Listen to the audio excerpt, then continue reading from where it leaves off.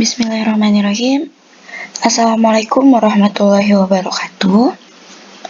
Jumpa lagi dengan Miss Heriani dalam pembelajaran Kimia SMA kelas 10. Seperti biasa, sebelum mulai belajar, jangan lupa kita berdoa dulu menurut agama dan kepercayaan masing-masing.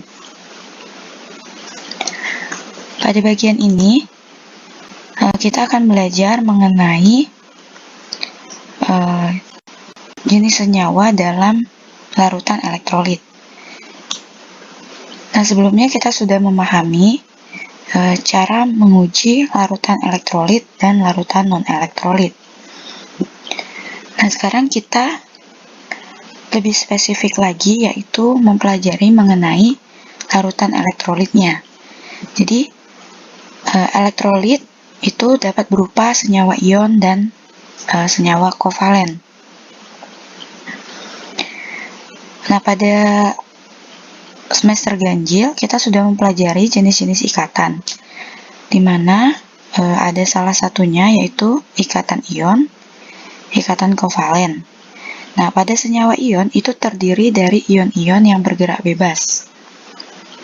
Jadi, ikatan ion atau senyawa ion itu terbentuk dari unsur-unsur non-logam dan unsur-unsur yang logam. Jadi dia terbentuk dari logam dan non-logam. Nah, contohnya itu ada pada larutan NaCl, di mana terdiri dari ion Na+ dan Cl-. Kemudian pada senyawa kovalen itu bisa bersifat polar atau non-polar. Nah, bila dia bersifat polar, itu jika dilarutkan ke dalam air, maka antara molekul air dan molekul zat terlarutnya akan terjadi tarik-menarik yang cukup kuat untuk memutuskan ikatan-ikatan molekul tertentu dan membentuk ion-ion. Nah, kita perhatikan pada gambar berikut.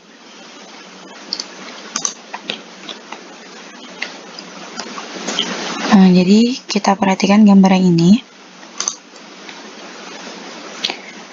Nah, kalau kita perhatikan di sini, untuk ikatan kovalen non-polar, contohnya pada Cl2. Nah, ini ikatannya sama. Jadi dia tidak ada perbedaan keelektronegatifan. Jadi ikatannya sama, Cl dan Cl ini. Kemudian untuk yang kedua ini kovalen polar.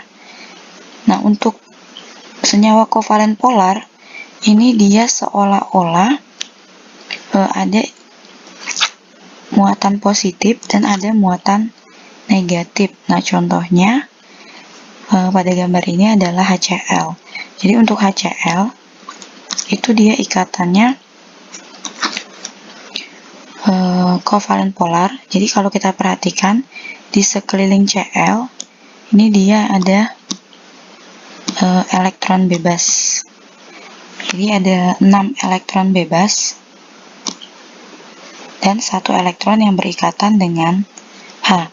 Nah, elektron bebas inilah yang dapat bergerak bebas. Jadi jika dia dapat bergerak bebas, maka dia akan timbul gaya tarik-menarik. Nah, elektron yang dapat bergerak bebas ini dia dapat menghantarkan arus listrik dengan baik. Nah, jadi contoh untuk ciri khas dari ikatan kovalen polar itu adalah dia memiliki elektron bebas. Jadi ada PeB-nya ya. Nah, untuk yang senyawa ion atau ikatan ion ini sudah jelas. Ada muatan positifnya, ada muatan negatifnya. Ini positif, misalnya pada NaCl tadi. Kemudian Cl-nya bersifat membentuk ion negatif. Nah, ion positif ini disebut dengan kation. Sedangkan untuk ion negatif ini dia disebut dengan anion. Jadi seperti itu.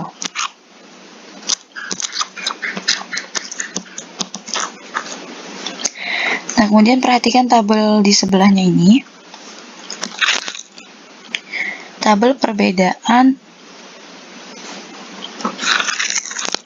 elektrolit pada senyawa ion, senyawa kovalen polar, dan kovalen non-polar. Nah, di sini kalau kita lihat, jika jenis senyawanya adalah ion, dia dapat menghantarkan arus listrik hanya dalam keadaan lelehan atau dalam bentuk larutan. Nah, ya kita ambil saja contohnya tadi, NaCl atau garam. Jadi kalau dia berupa garam, itu dia akan bersifat isolator. Artinya tidak dapat menghantarkan arus listrik.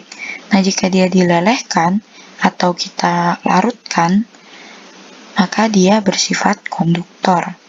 Kemudian untuk senyawa kovalen polar, contohnya pada HCl ini tadi, asam klorida,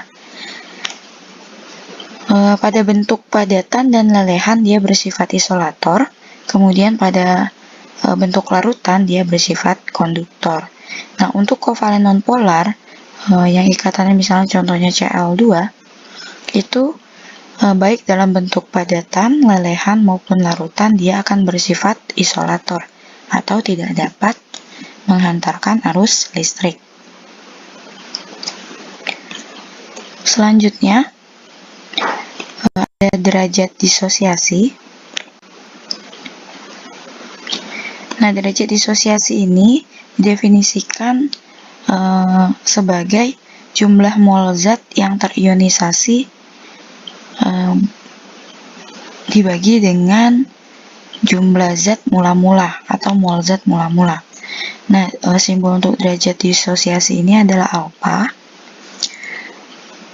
Jika alfanya sama dengan 1, maka zat tersebut mengalami ionisasi sempurna, sehingga dia digolongkan dengan elektrolit kuat.